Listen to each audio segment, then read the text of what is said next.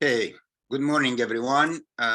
Pleasure to welcome all of you to this webinar on the situation in Tunisia. We continue to follow very closely the situation in Tunisia, the only Arab country that succeeded following the Arab Spring in establishing a democracy, or at least a path to democracy, a transition to democracy that people felt was working quite well, not perfect. It had its own, shortcomings and problems, but it was making progress, and it provided really a good platform and a good chance for success of democracy in the Arab world until the coup of July 25, 2021, which took Tunisia back to an authoritarian regime, a dictatorship, a one-man rule, as we all know.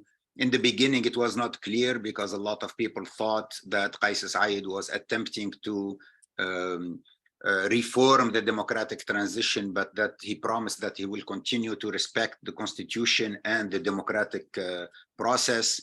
But we know now, after 2 years, that he actually did not do that, did not respect the constitution. In fact, he wrote his own constitution, and he dissolved most of the institutions, the democratic institutions that had been created in the past 10 years, including, of course, the parliament, but many other democratic institutions, including, and most of, importantly, I think, the independent judiciary body, the High Judicial Council, which was elected previously by the judges themselves to monitor the court system and the judicial system.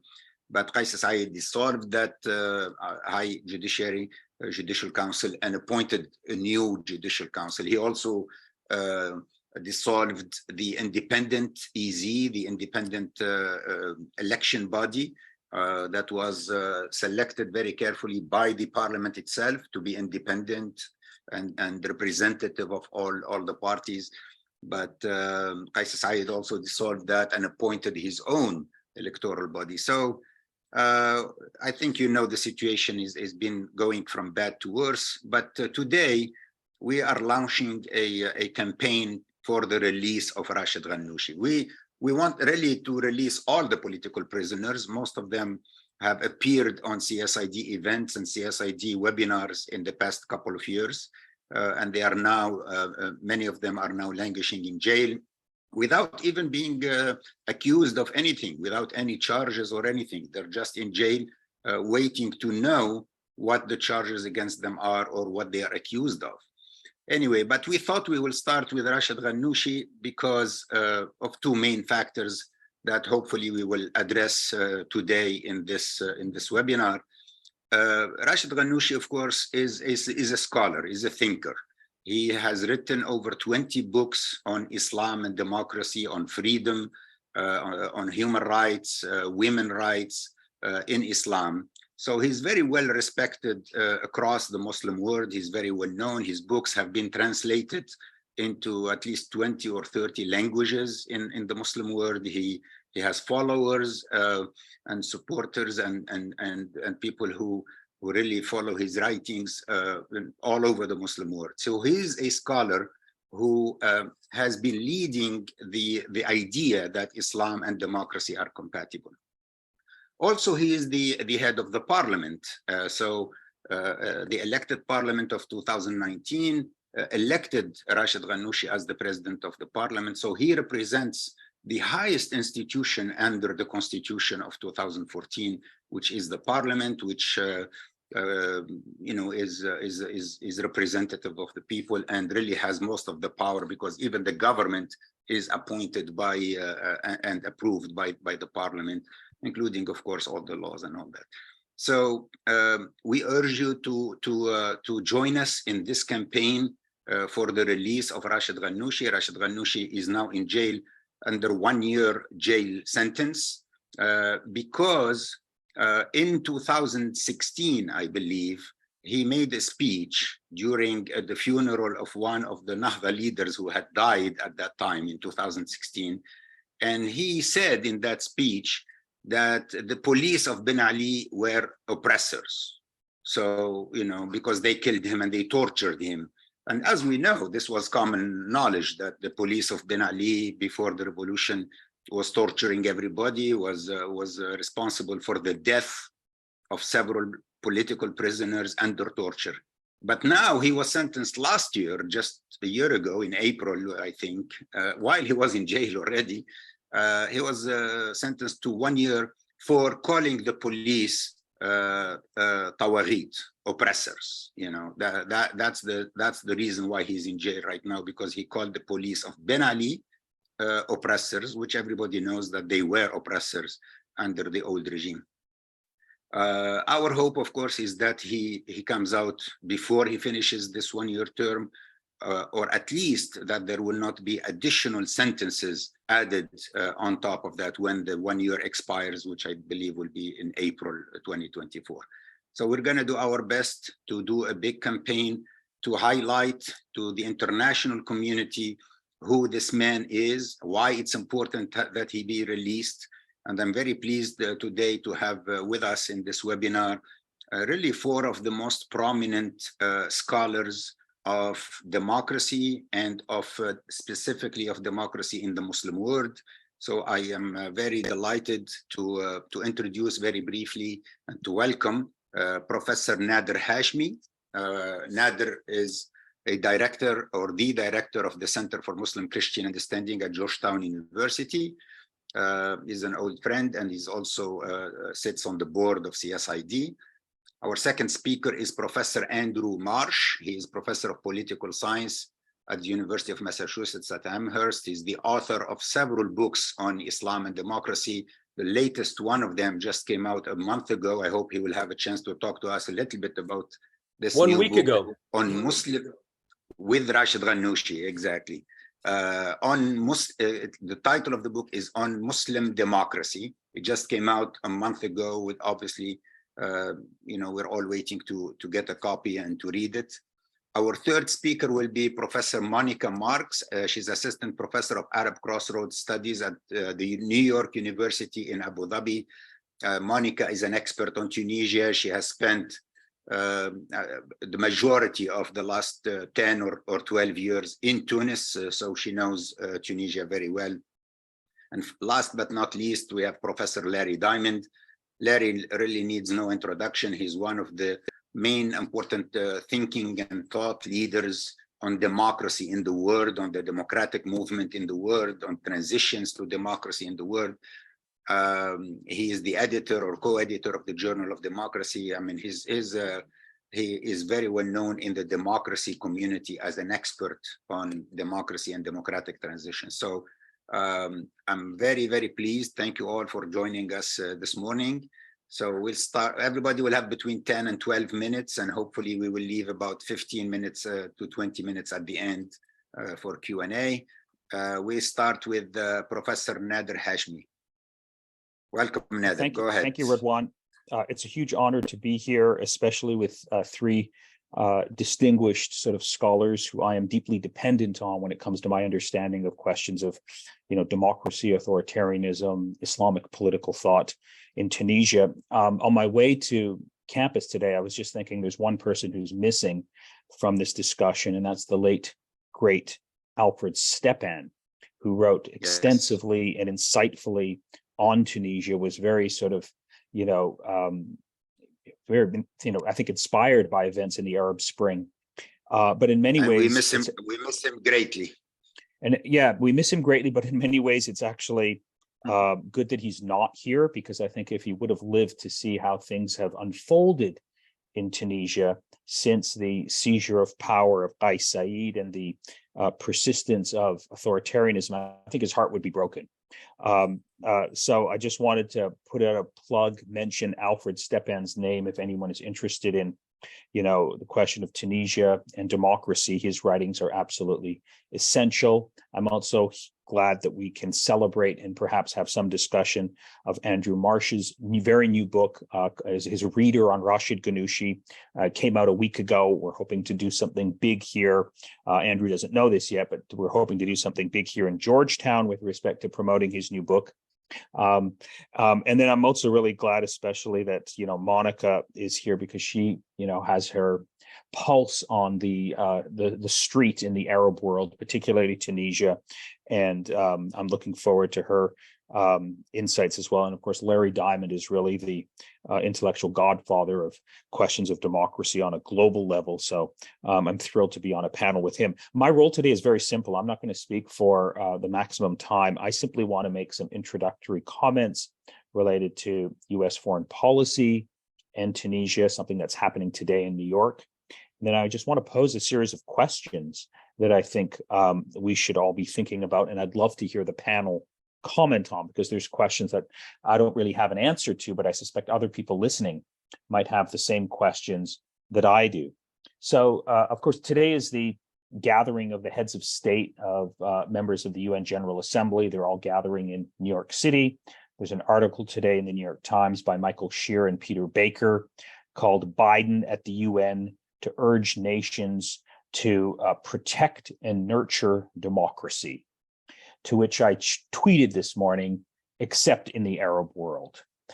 There have been a series of events over the last week where the Biden administration claiming to support global democracy when it comes to the Arab world, when it comes to Arab and Islamic societies. It's clear that dictatorship and despots is the preferred mode of operation and form of government that the U.S. Likes to support. Just this past week, the Biden administration overruled a congressional stipulation to reduce American aid to Egypt because of its gross human rights record. And we saw the immediate consequences of that in the aftermath of that announcement, when a prominent Egyptian dissident, Hisham Qasem, was sentenced to a prison for simply online criticism of the Sisi regime. Over the last week, we saw the Biden administration renew another security arrangement with Bahrain, undermining any commitment to democracy and U.S. foreign policy in Bahrain. And we saw the consequences of that immediately when the daughter of a prominent dissident, Mariam Khawaja, whose father is a prominent Bahraini human rights activist, one of the leaders of the Arab Spring, and who's been languishing in jail, sentenced to life, was trying to get on a plane with the head of Amnesty International to go back to Bahrain, petition for her father, and the Bahraini government denied her access. And it's not a coincidence, the sequencing of these things. The United States sends a message that it's backing authoritarianism in these parts of the Arab world, and these authoritarian regimes take advantage of that to clamp down further and to repress dissidents and human rights activists. We also have happening in the background a major U.S. foreign policy push. In fact, this is taking up a lot of energy and a lot of time of the Biden administration. In fact, they're quite thrilled by it. They're sort of promoting this as a possibility to bring peace and stability to the Middle East writ large, if only Saudi Arabia and Israel can strike some sort of normalization deal with each other, which of course will be a disaster for human rights and democracy, and particularly the Palestinians. And it's quite shocking how there's very little critical commentary from a human rights and democratic perspective over this arrangement that's proceeding full force in the direction that the Biden administration would like to see it move in, which is a very anti-democratic and anti-human rights direction. And then, of course, we have the situation in Tunisia, where U.S. policy, I think, on Tunisia has shifted somewhat, but I think there's a lot there's a lot to be desired with respect to U.S. policy toward Tunisia. Perhaps we can talk about that in greater detail, and that is one of the questions that I want to pose to the panel, because I'm not really sure what the best approach is with respect to shifts in U.S. policy that perhaps could shift things in Tunisia and push it in a democratic direction.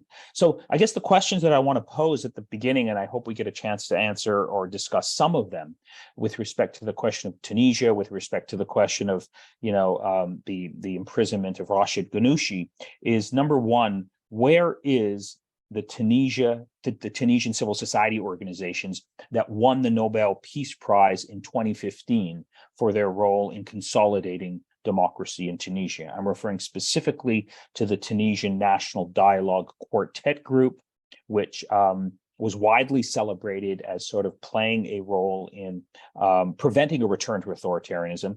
A status update on that would be, I think, most welcome in terms of understanding the internal politics of Tunisia. The second question that I have is perhaps could have Rached Ghannouchi, looking back, have done things differently to avoid this crisis? Were there any sort of specific, mistakes that we can identify, or was this return to authoritarianism really destined to happen because of the dire economic underpinnings that Tunisia was facing, and it really wasn't anything that anyone could do, because it's very difficult to sustain democracy when people don't have bread to eat? The third broad question is the role of the international community, particularly the United States. I mentioned this before. What are the pressure points that perhaps we can identify where Qais Said is vulnerable, that we could perhaps focus on? And if we were to apply pressure at those locations, it might open doors to a restoration of democracy. I don't have a clear picture on exactly what the sources of authoritarianism are for Qais Said, how he's able to continue. What are the internal sources within Tunisian society, within the Tunisian state apparatus, and also regionally, that are sustaining this authoritarian stranglehold of the country? And then the last question really is a question, I think, for for Andrew and for Monica. Andrew, you have this important book coming out on Rached Ghannouchi's writings. It's out already. It's on broadly his ideas with respect to religion, democracy, Islam, and democracy. But my reading today of the intellectual mood in the Arab world is those are debates that were very much in vogue and important in the 1980s, in the 1990s, at the time of the Arab Spring.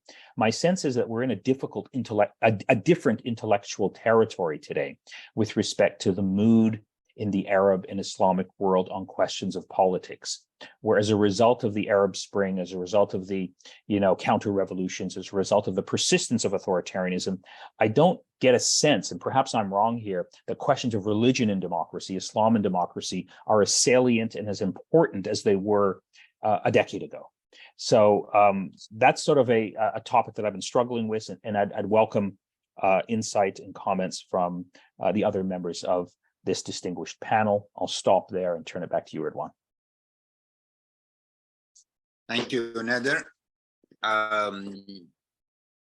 Now we go to Andrew Marsh. Andrew, the floor is yours. Please tell us about your new book. Hi, good morning, everyone. Thank you, Ridwan and Nader, for those introductions. Like I said, this is a book that was published just this past Monday, and it is a book that is joint with Rached Ghannouchi.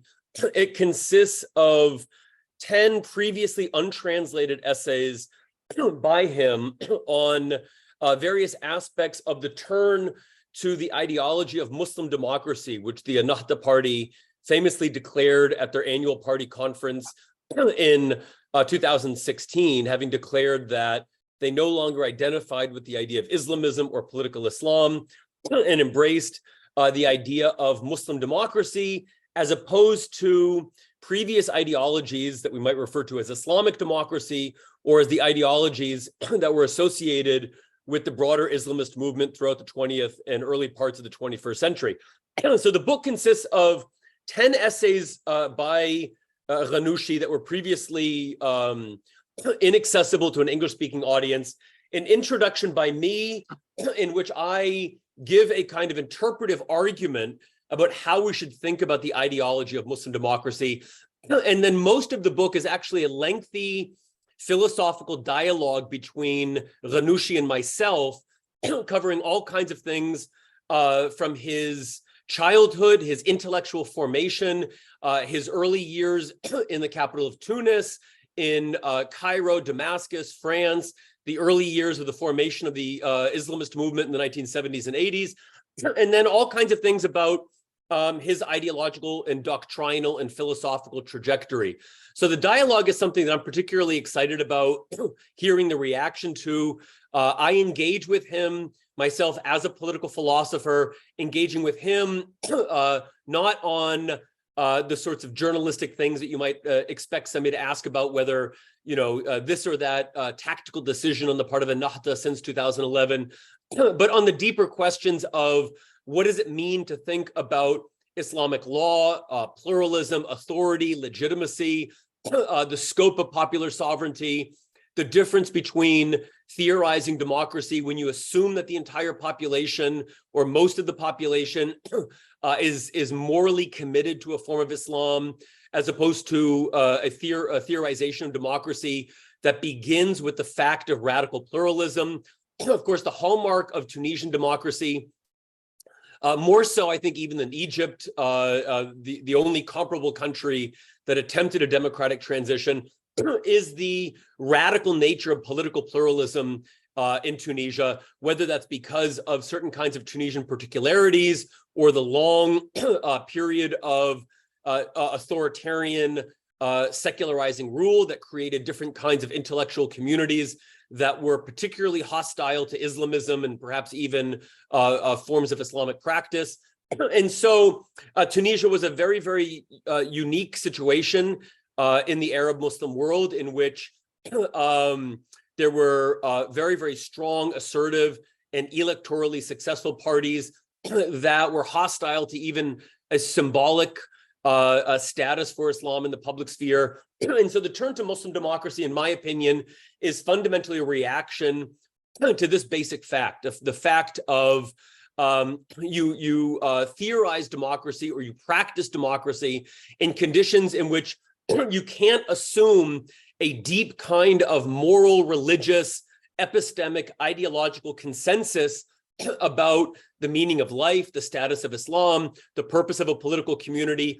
And you theorize democracy based on the recognition of quite radical pluralism. And in my interpretation, what's interesting about Muslim democracy is not just the fact of it, not just that you have an Islamist or a former Islamist party that is pragmatic, that deals with antagonistic parties, but that also makes an attempt to make sense of this from an intellectual, moral, and religious framework. And so, as is well known, Ghannouchi emphasizes certain things like the original covenant of Medina, the Sahifat al-Medina, in which the Prophet Muhammad created a kind of political community that did not assume deep moral consensus on the part of everybody subject to this authority, but recognized the existence of pluralism and a focus on shared objectives and shared values that were by and large worldly or secular. Now, whether or not this is a controversial interpretation of the Sahifat al-Medina, this became a central aspect of the religious framing and justification of the turn to Muslim democracy, as opposed to what I refer to as Islamic democracy. There were other aspects of this, certain ways of arguing that the purpose of politics is to create the conditions for democracy. So an important aspect of any kind of democratic theory is drawing the boundaries between those that are party to democratic politics and those that are regarded as hostile or contrary to it. Throughout much of the history of Islamist theories of politics, the boundary was between those who accept Islam as an orienting truth about politics and those that are hostile to it. The turn to Muslim democracy involves saying that the fundamental divide is not between those who are pious Muslims and not pious Muslims, but those who accept democracy and those who are hostile to democracy. And so the way that I define the turn to Muslim democracy is, as I say in a article that I have forthcoming in the journal Political Theory, as post-sovereigntist, agonistic Islamic political thought. And what this means is that for most of the 20th century, Islamic political thought was oriented around the problem of sovereignty. So figures like Maududi and Qutb created the norm that Islamist intellectuals and activists define politics as being faithful to divine sovereignty. God is sovereign. God has decreed a law, and the purpose of politics is to recognize God's sovereignty and somehow bring about the law that God has revealed. Now, figures particularly like Rached Ghannouchi throughout the 1980s, 90s, and early 2000s theorized a very, very significant scope for popular sovereignty within an Islamic state. And so you have this turn throughout this period to recognizing that the people, even within an Islamic state, has sovereignty because there's nobody between God and the people, not rulers, not military commanders, and not even scholars. So the people has received the divine trusteeship or the divine caliphate and thus exercises divine sovereignty. The problem is that this still assumes the fact of a kind of sovereign people, a people that is morally unified around certain kinds of objectives, certain kinds of goals, and certain kinds of ways of seeing politics and truth. The turn to Muslim democracy abandons the language of sovereignty. It does not begin by saying God is sovereign, and it does not begin by saying a Muslim people is sovereign. It begins by saying the people that exist here now, whether they include leftists, communists, feminists, old regime, conservative figures, all are necessarily part of creating politics. So the idea of a sovereign entity is sort of abandoned, and the logic of politics is adopted. Politics is not just the application of theology or ethics or an ideal religious vision, but is a real world practice of pursuing tangible goals, a constitution, stability, economic prosperity, consensus, agreement, coalitions. And so it's a way of prioritizing politics and recognizing the political legitimacy of your opponents. They are not enemies. They may be antagonistic. They may have different agendas. They may be competitors, but their legitimacy as political opponents, as political agents, is recognized. And I think I'll conclude here. I think what I will say is we spent a lot of time, we being those in the West, worrying about whether Islam is compatible with democracy. Can Islamists be Democrats? Can Islamic parties be committed to democracy? Or is it just one person, one vote, one time? And I think the important thing, and here's the fundamental answer to the question that was set for this webinar: who is Rached Ghannouchi and why must he be released immediately?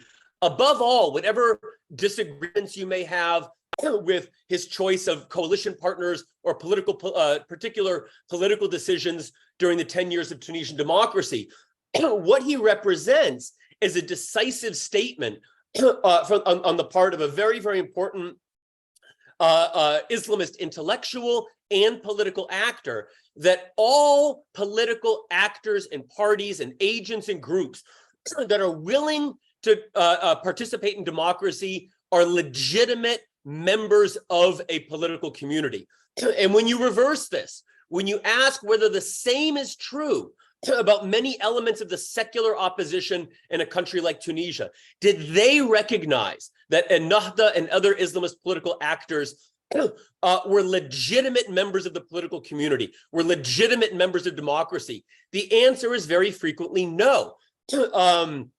Monica and others can attest to this much better than I can, but there was a sense that rejection of Ghannouchi and Ennahda went beyond criticism of political decisions, went beyond the idea that they may have political decisions or policy agendas that ought to be opposed, but to the very idea that they are not recognized as legitimate competitors or opponents in a political system, but as enemies who have no place in politics.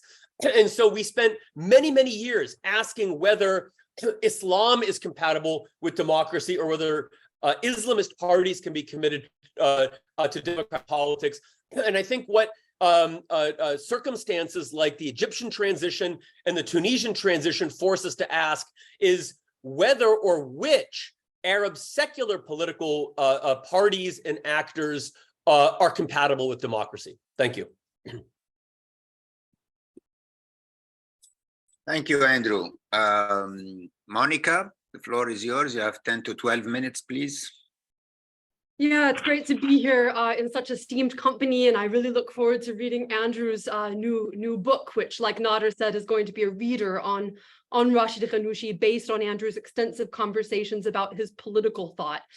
Rached Ghannouchi, for those who are new to this conversation, is by far and away the most internationally famous of the over 24 political prisoners that Kais Saied rounded up and threw in jail this spring. Those political prisoners span Tunisia's full ideological spectrum, from so-called Islamists like Ghannouchi to anti-Islamists, opponents of Ghannouchi's political party. When Saied arrested Ghannouchi, it really marked a new step in his deepening march towards authoritarianism, in large part because it had been assumed that there was some hesitance to lock Ghannouchi up simply because he was so famous, so internationally renowned as a quote-unquote moderate Islamist and peacemaking personality and leading Islamic political theorist. So I want to talk briefly about his youth. Then I'm going to get into the post-revolutionary period, 3 things that Rached Ghannouchi did right, 3 positives, 3 things that I think he did wrong, 3 negatives, and 2 takeaways. So a few things that we should all know about the younger Rached Ghannouchi. He held a wide variety of jobs and he traveled widely. He lived not only in the Mashrek, in places like Syria, but he lived during his youth in France and in Germany. And he did all sorts of jobs, almost like, it reminds me of the author John Steinbeck when he was young, you know, like he was a stevedore and he picked fruit and, you know, he studied in Syria. And I think all of these different experiences gave him a comfort with, quite a lot of comfort with diversity and a comfort in the East, in the Middle East, in the Muslim world, and in the West. He started, along with 3 other young men who were in their teens and 20s at the time, the Islamic movement that later became called Anatha, which means the Renaissance or the rebirth, in the early 1970s. And this movement was loosely inspired by the Egyptian Muslim Brotherhood, but it was certainly not like the local Tunisian franchise version of that. It had other inspirations too, like Malik bin Nabi, the Algerian, more secular thinker, his political thought. And it defined itself as being very anti-Bourguiba. Bourguiba at the time was the so-called enlightened authoritarian who was leading Tunisia, but the young men who built Anatha and the women too, there was never a gender segregation in the movement like there was in Hassan al-Banna's Egyptian Muslim Brotherhood in the 20s and 30s. These young men and women in the 1970s really defined the movement as being pro-democracy and anti-authoritarianism. So they were looking at Tunisia's political ailments through the lens of religious conservatism, but they believed very strongly in debate, in pluralism. Like I said, there was never gender segregation within Anatha, and they believed in working with everyone. So in Anatha's first press conference in 1981, they said that we're more than happy to work with communists, with the Tunisian Communist Party against Bourguiba's dictatorship. A lot of so-called Islamist parties around the Muslim world at the time said, what, you're going to talk with communists? How is that Islamic? So Anatha got a lot of criticism starting in the 1970s and 80s from more radical, more religiously conservative Islamist movements across the region because of this commitment to democracy and pluralism. It deepened that commitment during the 2000s under Ben Ali's dictatorship, during cross-ideological opposition talks that Anatha participated in, along with leaders of secularly oriented movements in Tunisia at the time. And it actually signed on the dotted line. Leaders of Anatha, including Ghannouchi and his representatives, I should say, signed on the dotted line, saying that the sole source of a government's legitimacy in Tunisia is the people. It's not Sharia, like Andrew was saying. Ghannouchi had a strong commitment theoretically through Islamic arguments to popular sovereignty and the ballot box. So let's get to the post-revolutionary, post-2011 period. 3 things that Ghannouchi did right and 3 things that I think that he did wrong. One thing he did right was he exercised a lot of self-restraint in the construction of Tunisia's democratic institutions and in Ennahda's role in power. Even before 2011, when he was living in exile in the UK, and scholars, including the late Alfred Steppen, interviewed Ghannouchi about what kind of electoral system do you think Tunisia should have if it ever becomes a democracy, he endorsed the electoral system that would have hurt Ennahda the most, assuming that Ennahda was going to be the most popular party in any democratic elections. He endorsed proportional representation with hair quota, which is great for small parties and really bad for big ones. And that's ultimately what he endorsed in 2011 after the revolution too, because he said Islamist parties or religiously conservative parties can lose by winning in the Middle East and North Africa because they spook people. Look at what happened to Algeria in the early 1990s. Look at what happened in Tunisia in the early 1990s. We need to exercise self-restraint. Now, Ghannouchi's critics accused him of a double discourse and wanting to gradually gobble up democratic institutions, but he was very consistent about that before and after the revolution. And there were a number of decisions that Ennahda made, such as stepping down from power peacefully in 2014 when there was a lot of protest against their rule, that also manifested that commitment to taking a pretty minimalist approach in power. The second thing I think Ghannouchi did right, he led a series of pragmatic compromises after the 2011 revolution. In fact, under Ghannouchi's leadership, Ennahda gave up so much that some of its members accused it of almost radical pragmatism, of almost behaving like a self-emasculating giant. Ennahda had the most votes, more votes than any other political party after 2011, but it kept giving things up. So I'll just run through a quick list of those. It gave up any mention of Sharia in the constitution, Tunisia's first democratic constitution, which was passed under Ennahda's leadership in 2014. It gave up criminalization of blasphemy. It gave up the first draft of an article that was quite problematic in the beginning that said men and women complement each other within the family. It gave that up almost immediately when there was pushback. More problematically, perhaps, Ennahda gave up meaningful transitional justice, and it gave up meaningful pursuit of security sector reform because it was really afraid of institutional and deep state backlash. Ennahda also gave up a lustration law, proposed lustration law in 2014 that would have made it impossible for members of the former regime who held high positions, including the then most popular presidential candidate, Beji Qaid Essebsi, to run in elections. Ennahda gave that up. That was hugely controversial. Ghannouchi had started off supporting it, but he ended up abandoning his support for that article, which helped Tunisia's democratic transition survive. He also gave, along with other Ennahda leaders, a lot of unelected political parties disproportionate say in the drafting of Tunisia's 2014 constitution. So again, that minimalism and self-restraint.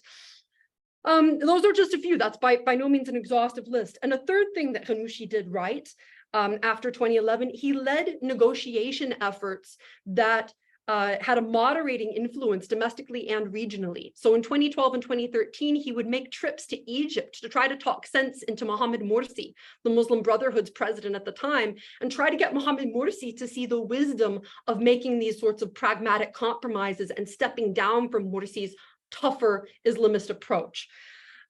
He also he was the key figure that broke the logjam during the 2013 Bardo crisis that almost sunk Tunisia's entire democratic transition. He initiated contact with Beji Qaid Essebsi at the time, and their behind-the-scenes talks in France opened the door to the quartet that ultimately won the 2015 Nobel Peace Prize. That started with Ghannouchi.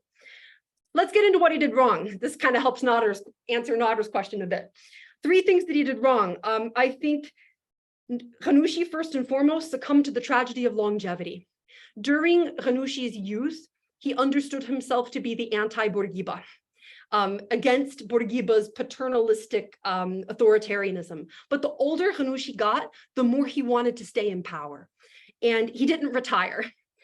So starting in 2016 at that famous Ennahda 10th Party Congress, you started to see Ghannouchi try to isolate democratic debate and vibrant contestation within Ennahda. A lot of people within the party accused him of creeping authoritarianism within the party and of not making enough space for young people, new leaders to emerge and refresh the party's leadership. one of the members of Ennahda who actually helped found Ennahda all the way back in the 70s and then left the party said that Ghannouchi could never escape the little Bourguiba in his head. You know, he started in some ways to become what he hated, just in terms of wanting to have so much power within Ennahda. And then the second thing he did wrong, I think, is tied to that. He made a very questionable decision in 2019 to seek a seat as a member of parliament. Now, Ghannouchi looked at the polls like everyone else, and he knew that he was one of the most loathed figures in Tunisian politics, often for unfair reasons. People made all these unfair accusations that he was supporting jihadism. There was no evidence for that, etc. But rightly or wrongly, he was a very unpopular figure in Tunisian politics, but he didn't really care. He decided that he wanted to put his face front and center and become Speaker of Parliament anyway. And that helped create a stage on which a lot of populist anti-system actors could make big scenes and turn the parliament into a circus and delegitimize the work of parliament. And that's ultimately what happened. Ghannouchi is not first and foremost responsible for those bad actors, but his lack of wisdom in not knowing when to quit, not knowing when to retire, maybe write some more books that Andrew could interview him about, spend time with his grandkids, helped set that stage.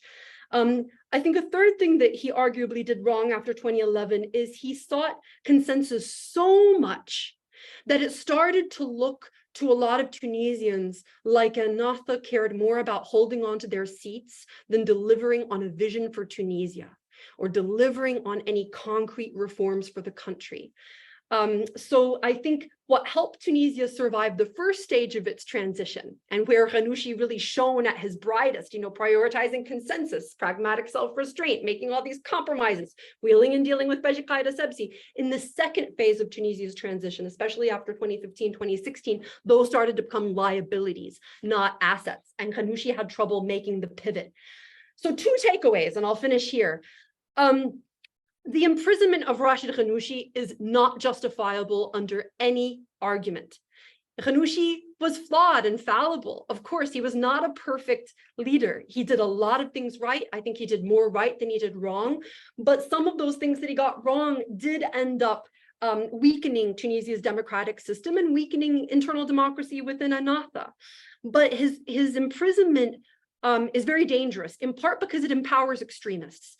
It vindicates the argument that the ballot box in the Middle East and North Africa is a futile pathway to change. So for authoritarians in the region who make that case, and for jihadist recruiters who make that case, the imprisonment of Rached Ghannouchi is a gift, because it teaches a lot of onlookers that you can be the most moderate, diluted, watered down so-called Islamist party. You can sacrifice all of your Islamism and you can make loads and loads of compromises one after another, but you're still going to get locked up.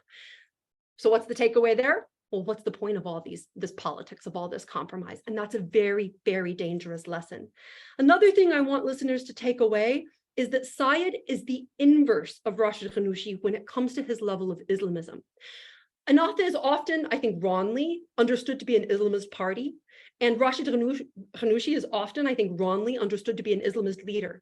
In fact, Kais Saied, the current president of Tunisia, is infinitely more Islamist than either Ghannouchi or Ennahda. I'll give you some examples. Not only does Saied rail against the West all the time, which is something that Ghannouchi really never did at any point in his history, Kais Saied self-authored a constitution that he ramrodded through via an undemocratic referendum last summer. Article 5 of that self-authored constitution promises that the Tunisian state will, quote, work to achieve the objectives of pure Islam. So for the first time in Tunisia's history, the Tunisian state is tasked with achieving the objectives of pure Islam. Had Ennahda even whispered about that behind closed doors, it would have caused a furor in Tunisian society and in international press, certainly in Western press. But Said did it. He not only talked about it, he did it.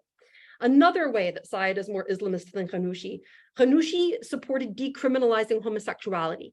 He didn't have necessarily a fully liberal approach, to say the least. Ghannouchi was a supporter of don't ask, don't tell, basically. But Ghannouchi has on the record, speaking with French journalists and others in Tunisia, has said repeatedly that he wanted homosexuality to be decriminalized. Whereas Kais Saied has repeatedly called gay people deviants and fully supports the criminalization of homosexuality. Kaya Syed also supports unequal inheritance for women, whereas Ghannouchi and Ennahda were supporting tacitly behind the scenes efforts to remake Tunisia's inheritance law along more egalitarian lines. I've interviewed Bouchra Belhaj Hamida, probably the most famous feminist in Tunisian politics, and she's told me that Ghannouchi and Ennahda had told her that if so-called secular parties took the lead on Beji Qaida Sebsi's proposed inheritance reform, that Ennahda was prepared to put its weight behind it. Whereas Kaya Syed fully supports unequal inheritance for women. There's all sorts of other examples too, but I'll leave it at that. Thank you. Thank you very much, Monica, for excellent presentation. Now we welcome the great Larry Diamond. Larry, welcome back. Good to see you. What are your thoughts on what's going on in Tunisia and specifically on the arrest and jailing of Rached Ghannouchi? So a few preliminaries. Number one, I hope my voice and my face are aligned. I am in a hotel room with horrible reception, and I've had to actually come in by phone to hear most of this. The audio is by phone, the visual is by me. I apologize for that. Secondly, thank you for your kind introduction, Radwan. I am actually no longer the co-editor of the Journal of Democracy. I've been succeeded by my wonderful friend and colleague, Tarek Massoud, at Harvard, who's now editing the journal with Will Dobson, but of course I'm deeply involved in it. It's a great honor to be on this panel. I've already learned so much and have so much admiration for everyone on this panel and the commitment and intellect and depth of knowledge you bring to this. I want to make a few other points and then talk about policy and talk about the future. The first point I want to say is to echo what Monica said, not as, as a democracy expert and a human rights committed person, not, of course, as an expert on Tunisia, which I'm not. There has never been asserted by Kais Saied or anybody else any allegation with any evidence that could justify the prosecution of Rached Ghannouchi. He is a political prisoner. Indeed, he is one of the most important and significant, historically significant for the reasons that have been articulated, prisoners of conscience against authoritarianism for democracy in jail in the world today. And the fact that there is not a concerted effort by the United States and the European Union to demand his release and to demand concrete measures to release all political prisoners, and as we've heard from the beginning, there are quite a number of them, and effect a serious timetable for transition back to democracy, is really a stain on the professed commitment to democracy promotion of the European Union and the United States. And, we can't escape the irony of having to note this on the very day today that President Biden has gone to the UN General Assembly to once again reassert an oral commitment, a rhetorical commitment to promoting democracy that has not been matched, I'd say, by any serious strategy globally or by the necessary specific, even modest steps that could be taken in a number of individual countries, including the Arab country that by far, has the best chance to get to democracy, because for about a decade, it was a functioning democracy, probably the longest stretch of Arab democracy in modern history. So this is truly highly regrettable.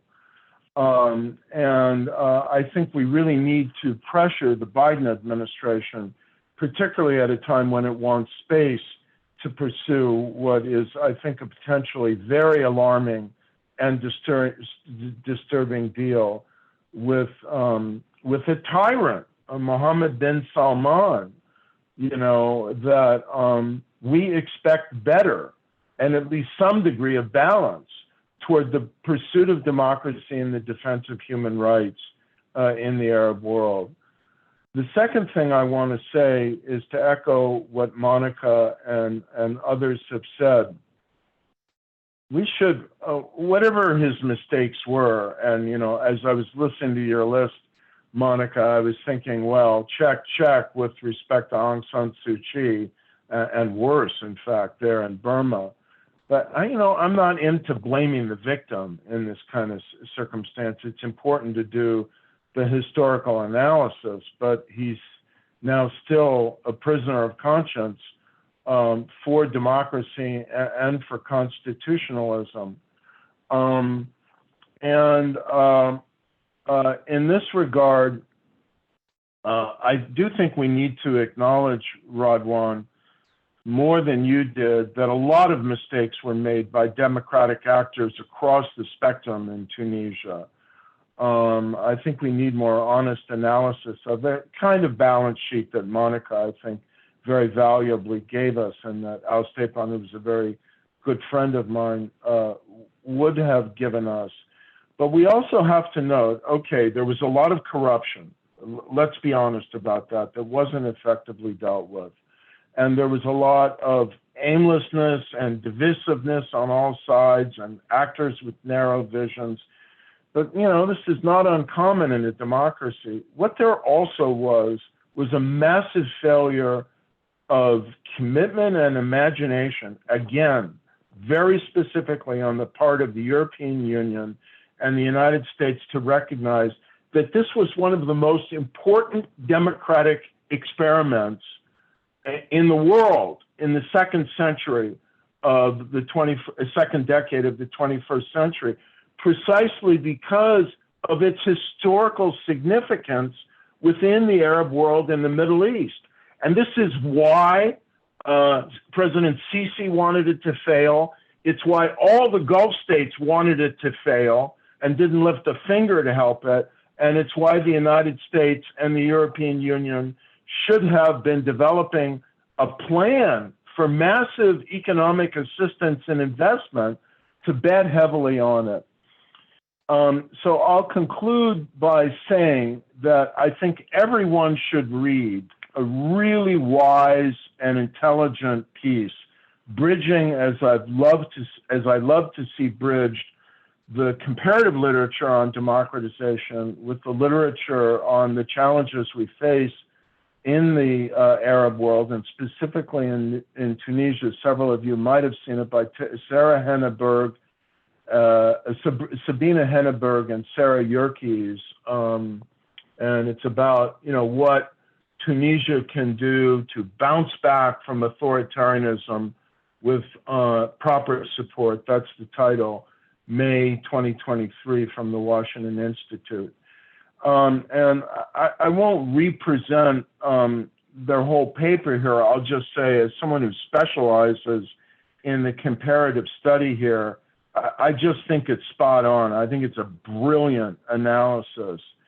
And to hit the points quickly, let's be, to honor Rached Ghannouchi and his self-restraint, and I'd say certainly you look around at the alternatives, admirable commitment to a democratic vision for Tunisia, let's get serious about what needs to be done here. And what needs to be done here is to create the conditions for the kind of bounce back dynamics that we've seen in other countries to emerge in Tunisia. And these include unification of the opposition parties and of civil society actors. I mean, the secret, I often say, of democratic transitions, you don't need to be a brain surgeon to figure this out. You've got to unite the democratic opposition and divide the regime.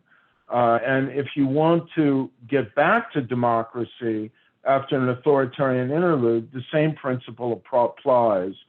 So what could we be doing from the outside to try to mediate, induce, encourage, and, you know, a little bit even leverage this kind of unification? We need to get elections. We absolutely need to get elections. And the message to Saeed should be no more aid, no more cooperation of any kind until you develop a plan to release political prisoners and hold credible elections. Large-scale popular mobilization has often played a role in getting back to democracy. I think that's kind of moribund now. Nader, you asked about the quartet and its constituent elements. I think some of them are weakened now, and the Labor Confederation, from what I understand, is itself divided. So what might be done by international partners and actors to try and mediate and heal some of those divisions and kind of reinvigorate the morale and capacity of either the quartet actors or some kind of new combination of civil society forces. And finally, my final point again, I return to it, is almost everywhere where democracy had been suspended, was starting to be trashed, you know, constitutionalism was on its back, there was international pressure and support for a renewal of the democratic process and for Democrats. And that is notably inadequate, at least, and to my extremely limited vision, nearly lacking. This is our best hope to regenerate democratic momentum in the Arab world. And I think the United States, and specifically the Biden administration, given all the grand historical promises it's made, rhetorical promises it's made, and again, the European Union have a moral, and for reasons that several of you have laid out, I think very practical and even strategic obligation to themselves and to all of us to make a priority of Tunisia. And making a priority of Tunisia partly means making a priority of the release of Rached Ghannouchi from his utterly unjustifiable political imprisonment. Thank you very much, Larry. Again, very excellent presentation and really to the point. Just want to clarify, Larry, that between 2012, 1 year after the revolution and in the beginning of the transition, until about 2016, 2017, I was pushing very, very hard, both in Tunis and in Washington, D.C., for a Marshall Plan for Tunisia. I knew that the democratic transition was going to take time and that it was complicated and difficult, but we needed to stabilize the economy. And the only way to do that in a quick way is a Marshall Plan to stabilize the economy, to give the democratic transition time and give the democratic process time to establish a real democracy that can then deliver. We can't expect a democracy that has not even born yet to deliver economic progress when the democratic institutions aren't even there yet. You know, we're still working on writing a constitution. And Radwan, I don't like to get political on these things, but you know who was president of the United States between 2017 and 2021. We weren't going to get a Marshall Plan under these circumstances. No, I agree. That's why I stopped in 2017. Now we have a presidency. Yeah. Now we have a president who articulates commitment to these kinds of purposes, but none of us see the follow through. Yeah. Well, again, thank you all very much for an excellent presentation. We're going to take maybe 5 or 10 minutes for questions. I see one question from Rashad Ali, I think to Monica, but maybe all of you can answer it, is do you think there were strategic errors among democratic activists in stopping the return to authoritarianism? I think Larry mentioned that. And then we have another question from somebody's raising his hand, Omar Herter. we'll give him the microphone if he's ready. Omar, go ahead, please. You can ask your question.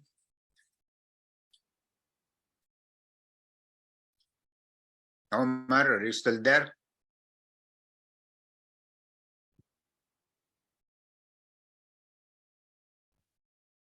Okay, I think Omar is not with us anymore. He raised his hand in the beginning, but maybe he's left. Any other questions? Let's see. I think that's the only question that we have so far. So what were the other mistakes from democratic players? But also, I think I would add to that to conclude, what can the US and the EU and the international community do to nudge, and especially for the release of the political prisoners? You know, to what can be done at this point? Monica? Yeah, sure. As to Rashed's question, do I think there were strategic errors among democratic activists in stopping the return to authoritarianism?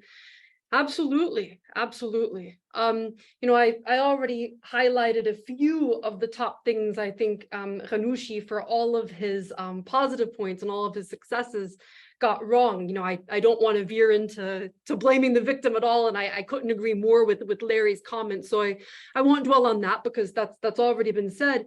But I think the real onus of burden for facilitating Kais Saied's self-coup on July 25th, 2021, falls not with Ennahda, which opposed it from jump. You know, Rached Ghannouchi was down there at Parliament when Kais Saied sent his army tanks to shut Parliament. In these iconic photos, you know, Rached Ghannouchi facing down the army tanks and trying to get the country to wake up and see that what was happening was a coup. You know, he called it from the beginning. Ennahda called it from the beginning.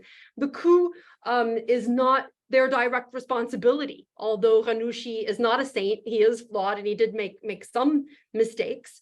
I think the responsibility lies primarily with actors who should have known better, including the 2015 Nobel Peace Prize winning quartet and its members, including UGTT, Tunisia's powerful trade union, which cheerled the coup instead of opposed it. Including a lot of leading, tragically, civil society organizations, like, you know, for all of the good work they've done, Tunisia's main anti-corruption NGO, iWatch, cheerled the coup very vocally on its first days, instead of recognizing it for what it was, which was a full frontal attack on all of the democratic institutions that Tunisians had so painstakingly woven over the past democratic decade. You know, a lot of other Tunisian political parties who understood themselves to be secular, anti-Islamist, pro-democracy, even feminist groups, you know, all of these players who you would typically assume to be allies in the fight against authoritarianism, from trade unionists to feminists, vocally cheerled the coup when it happened, and it took them months to wake up. Now, by December of 2021, most of them who I was interviewing and re-interviewing were waking up, and they did start to use the word coup to describe what happened within just a few months. But by that time, it was largely too late. They'd missed the boat, and they didn't respond by engaging in cross-ideological opposition talks with Ennahda, which was one of the key anti-coup players. Like Larry was saying, this isn't rocket science. You need to create unity and coalitions amongst the opposition, and you need to divide the regime. But Tunisia's opposition could never get over this almost like pathological fixation they have with Ennahda.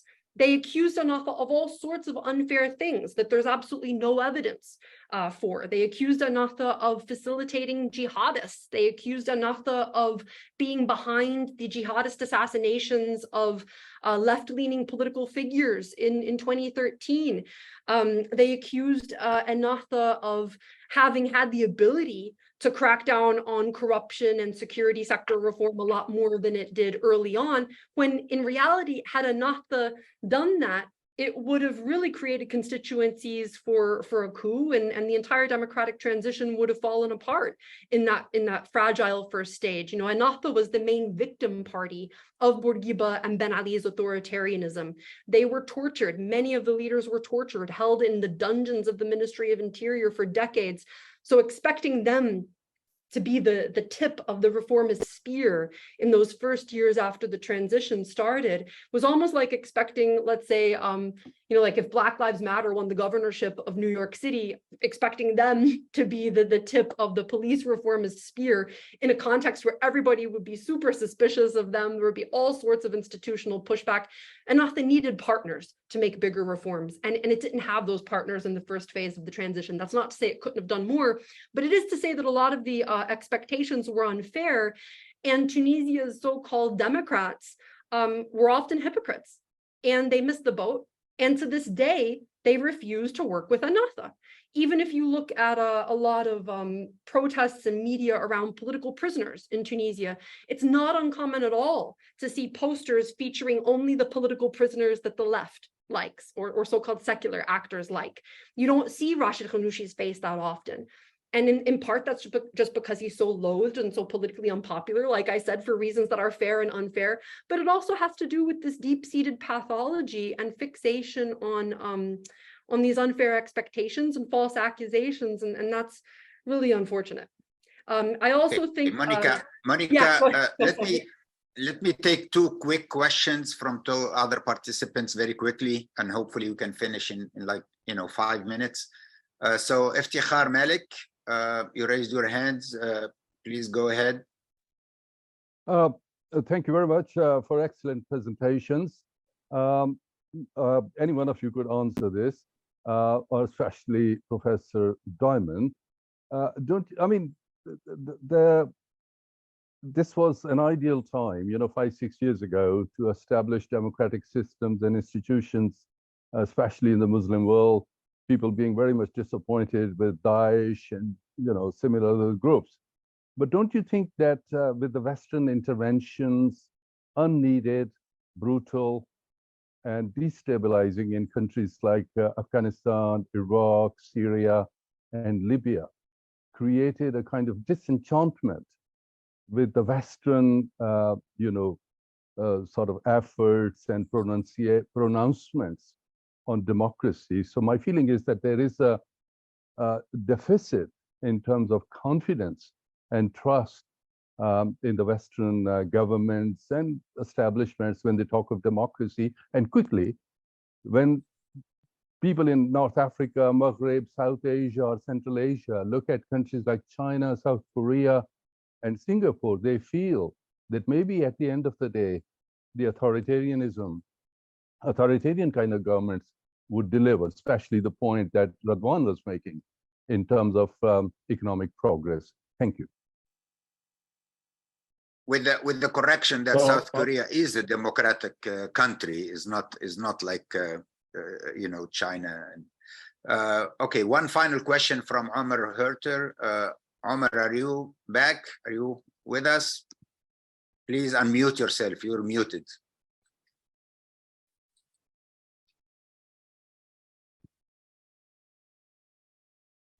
Omar, are you there?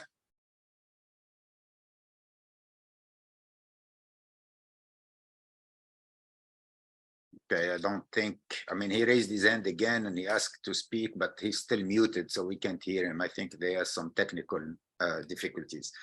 Okay, so let's wrap it up, please. Everybody, you have a minute or 2 minutes to, make any final concluding remarks. Let's start with Nader. Now, I just want to pick up on the very passionate and persuasive argument that Larry Diamond made in his comments about the importance of Rached Ghannouchi being a historically important democratic figure, for reasons that really, Andrew has talked about, his theorizing of, democracy, bringing people within the Muslim world. 1/4 of the planet are Muslims now, being able to make intellectually persuasive arguments from within the Islamic tradition in the direction of democracy. That's hugely important and has generally been unappreciated. How great it would have been today when the President of the United States, claiming, going to the United Nations on this agenda where he's claiming he wants to defend and protect and nurture democracy would have mentioned Rached Ghannouchi's name simply in passing, along with Alexei Navalny and other, heroic democratic figures. I don't know why the Biden administration is not willing to do that. And the fact that they haven't, in many ways, I think puts the blame back on us, that perhaps we haven't been more effective in our democratic advocacy in getting our elected leaders to mention these heroic figures. And perhaps that's something that we all have to work on. If we can't get Team Biden to do it, perhaps there's more persuadable members in Congress who are willing to sort of utter the name Rached Ghannouchi and other heroic democratic dissidents as a way of at least putting their name on the agenda and making sure that their name is not forgotten as we think about these global questions, the battle between democracies and autocracies. Thank you. Thank you, Nader. Andrew? Yeah, two quick final points. Comments? Yeah, one, I'd like to just respond to Dr. Malik's point. So obviously, not everybody assumes that democracy is legitimate or is going to bring results. What's kind of remarkable is that at the time of the coup in June 2021, there was all these things that Larry Diamond mentioned, that the parliament was kind of a zoo. It was during the COVID crisis. There was corruption issues. One of the remarkable things about the reaction is not just that it was targeted based on hatred of Ennahda, although that explains a lot, but that there was a general kind of anti-politics about it. We don't want parliament. No to dialogue.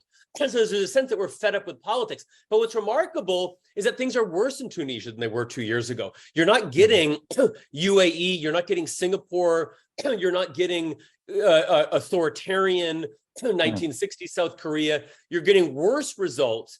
And so I appreciate where the question is coming from, but I don't think you can either assume that there's support or loyalty to this regime, which gets minuscule turnout for its referenda and things like that, nor that the skepticism of democracy is rational, that you're choosing, I choose economic results over democracy. That's not the register at which things are going on. And I want to throw one final thing out there.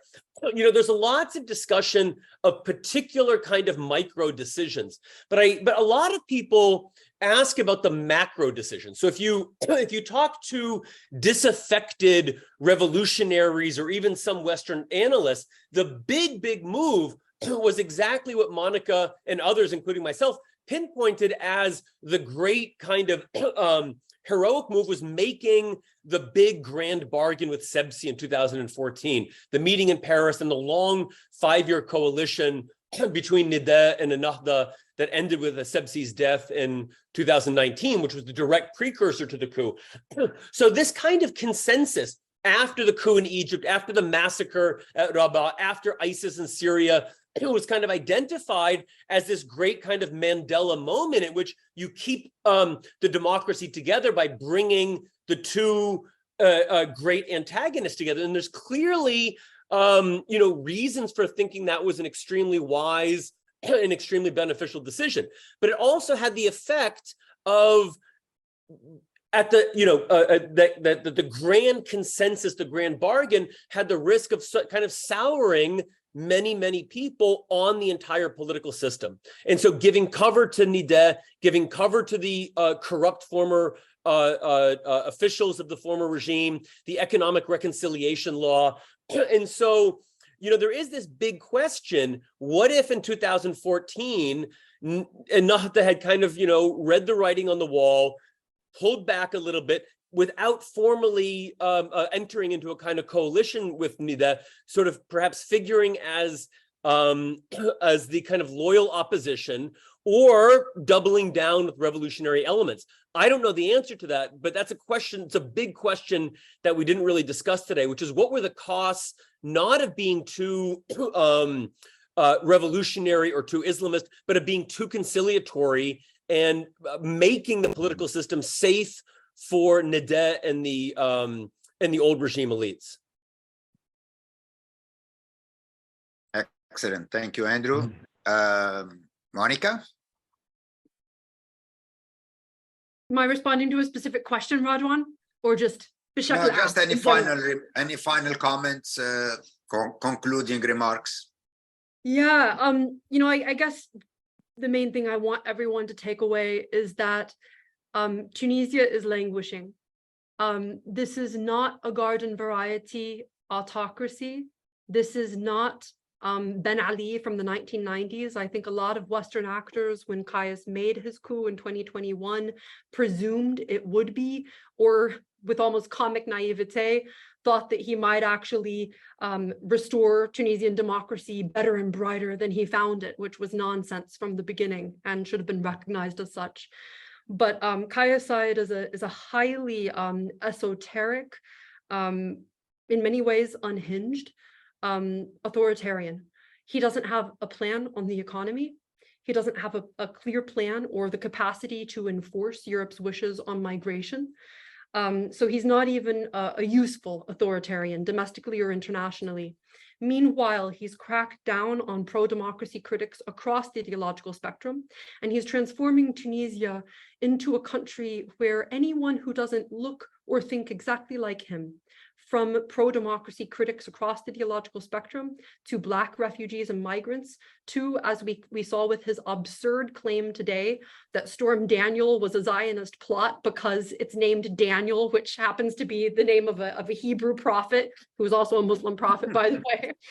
You know, we're also seeing that it's not even a safe place for Tunisian Jews, where all of these different groups have to live in fear. And his authoritarian takeover was aided and abetted by the West, by actors including the Biden administration and the European Union.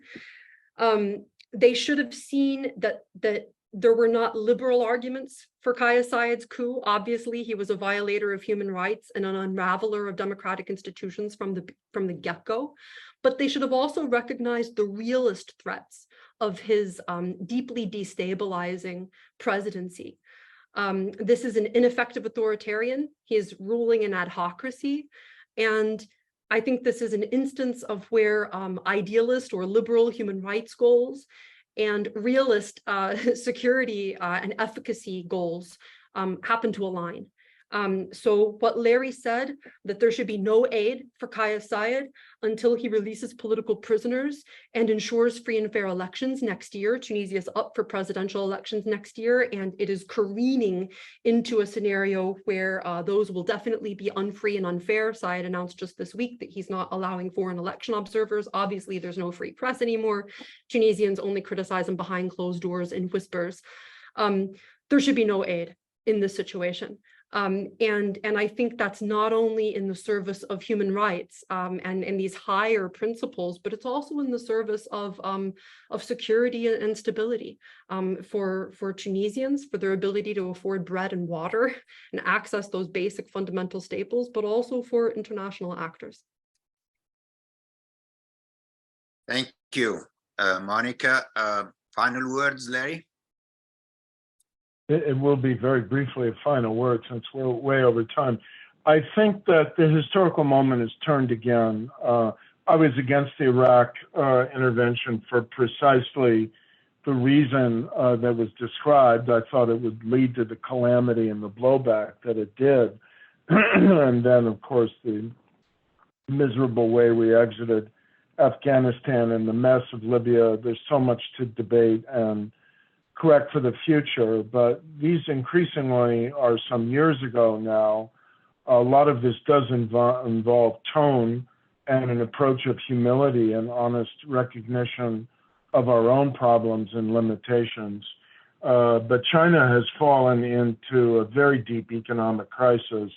It's no sort of model now. As you said, South Korea is a democracy. Singapore is somewhere in between.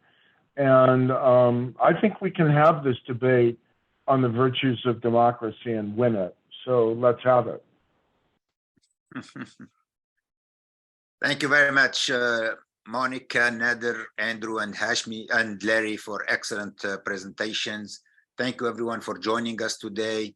This is the launch of our campaign for the release of Rached Ghannouchi. We intend to continue this campaign for the next 5 or 6 months or until he's released. And we ask you to join us. We believe that this will be a turning point, that his release from jail will be a turning point for Tunisia and hopefully a revival of the democratic transition and the democratic process in Tunisia. So please join us in this campaign to release Rached Ghannouchi and all the other political prisoners, but we're going to start our focus with Rached Ghannouchi and then hopefully continue with all the others. Please join us in this campaign. Please do whatever you can to help Tunisia revive its democratic process, its democratic transition. It's a difficult one, but I remain optimistic despite all these problems and all these challenges that democracy will survive in Tunisia, that democracy will succeed in Tunisia, and will therefore, and that Tunisia will become a model for democratic progress and democratic governance in the entire Arab world. So again, thank you all very much for joining us. It's a pleasure to see all of you, and I hope to see you again soon. Thank you. Thanks, everyone. Have a nice day. Take care.